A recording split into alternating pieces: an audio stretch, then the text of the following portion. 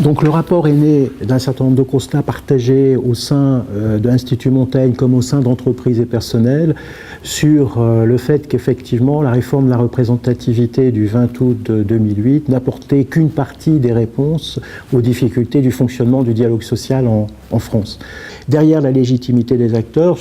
c'est bien sûr la question du faible nombre d'adhérents dans les organisations professionnelles, dans les organisations syndicales qui est posée. On risque de se retrouver à très court terme avec de véritables déserts syndicaux dans un certain nombre de métiers, dans les composantes les plus importantes du salariat aujourd'hui.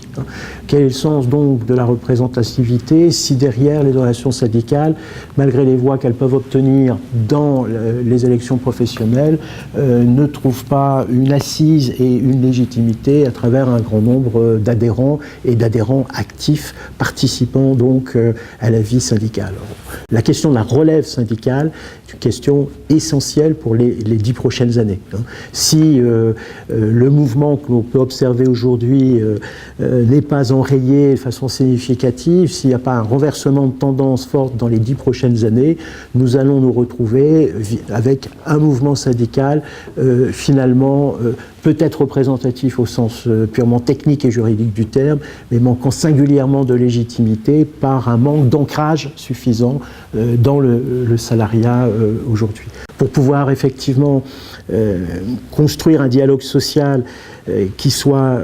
à la hauteur un peu des défis que nous avons aujourd'hui dans le cadre des transformations profondes de nos économies, eh bien, il est nécessaire de faire confiance aux partenaires sociaux et donc de leur donner une autonomie que malgré les évolutions récentes, ceux-ci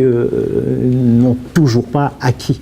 Donc simplifier le droit du travail, laisser le soin aux partenaires sociaux de définir le cadre dans lequel ils souhaitent travailler en fonction du contexte qui est le leur, de la nature du secteur d'activité, de l'entreprise,